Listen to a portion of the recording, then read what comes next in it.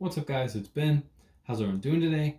I've got an awesome Spyderco video for you today. I've got multiple FRN models, some lightweight, some non-lightweight. We're going to talk about them a little bit. I'm not going to compare size in this video because we are talking about a really small knife, the K390 Delica. Now it looks just like a normal VG10 Delica until you turn it around, you see the black clip, and the FRN is a little bit different color. It's a little darker blue on the K390 model. I can get that close enough for you to see it.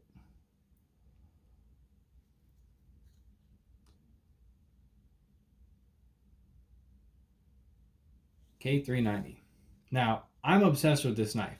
I have not been messing with my Hinderer, my new Hinderer at all, pretty much, because I'm obsessed with this Delica. This is Warrenclyffe Wednesday. That's really why I have it out here. Happy Warrenclyffe Wednesday. Hope y'all have some Warrenclyffes. But look at that steel. I like the way the lines are so pronounced, and they're just going up and down. Very beautiful.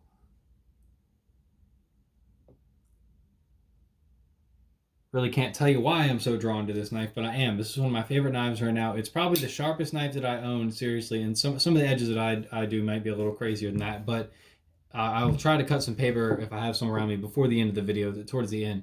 But that is a crazy sharp knife. Now, I've got some other really cool Spydercos out here, the Paramilitary 3 lightweight and Spy 27, the Manix 2 lightweight, and Rex 45. Now, Spy 27 is a good stainless steel. Rex 45 is not. Let me read you the composition of K390 real quick. It is weird. You're going to understand why it looks so crazy. 2.47% carbon, 4.2% chromium, 2% cobalt, 0.4% niobium, 3.8% copper. Copper, that's weird.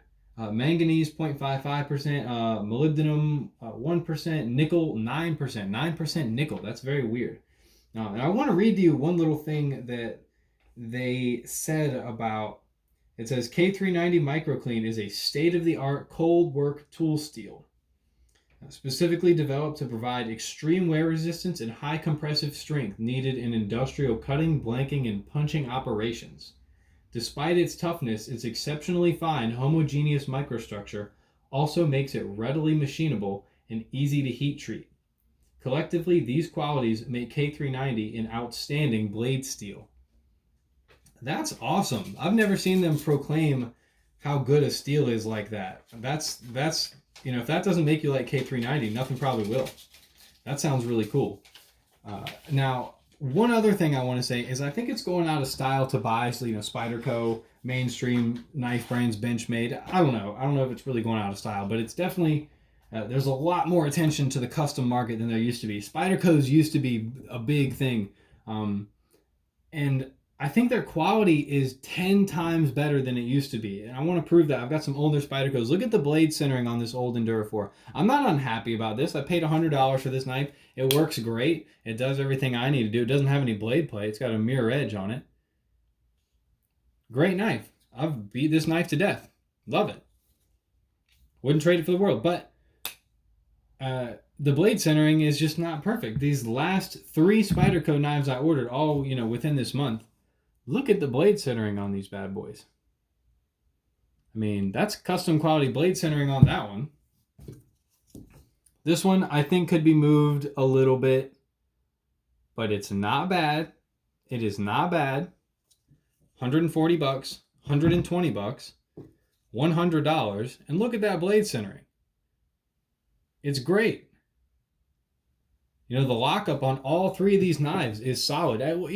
You picture if you buy 3 Spydercos in a row, one of them may have a little wiggle in it or something like that. Not that Spyderco's bad, but because they're $100 knives. That's just how it is. There's nothing wrong with that.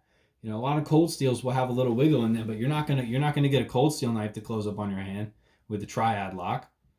Even if it has a little side to side in it, it doesn't mean it's gonna close up on your hand or anything like that. I have a cold steel that I got the little too much Loctite in the pivot and couldn't get it unscrewed. And it has side-to-side play, but it's still a strong knife. These knives don't even have play. These knives are strong knives, all proven designs. You've got a lock back. I don't know what they call this, but more of an axis design lock, kind of a push lock. Not really axis. It's a little bit different, like an angled axis lock is what I would call that. And then you've got the Spyderco compression lock. Now, I'd really like to know what's the strongest between these three. I'd say probably the lock back, because this is also a liner knife.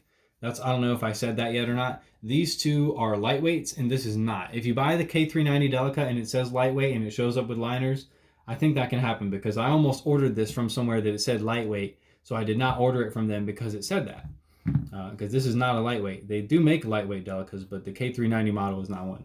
Maybe they have a K391 that I don't know about, but besides the point. That's pretty much it. I don't know what else I wanted to get to. Oh yeah, the Paramilitary 2. I have this out here because I'm going to install a custom clip on this bad boy. A Casey Lynch titanium fade anodized clip. If you want a nice clip on your knife, oops, hopefully I didn't hurt my mat. Yep, that one's a little bigger. Just scratched my mat real good opening it. Oh, it's fine. Didn't cut it. Well, I tightened that up a little too much. Oh, no, it's okay. I went through and tightened up all my knives last night. That knife's been flipped open a million times. This knife's just been beat up so bad, I want to bring a little life to it, so I'm going to put a new clip on that. This is a lightweight Spyderco. This is a pretty high quality knife. I've never saw anything wrong with this. The blade can't really be uncentered on this one because it has squeezes in there.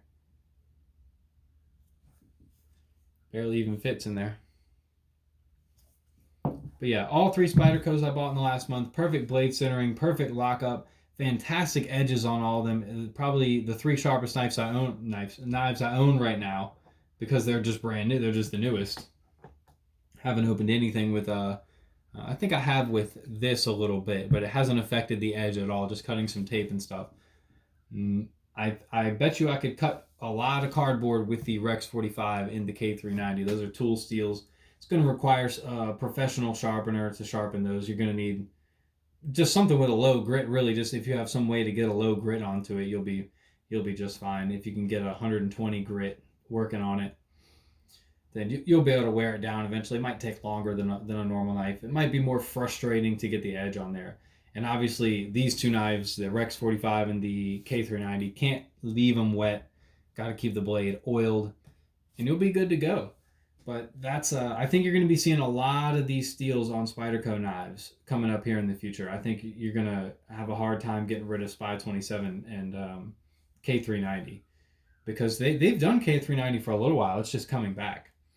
But hey, we're running out of time here. Thank you guys for watching.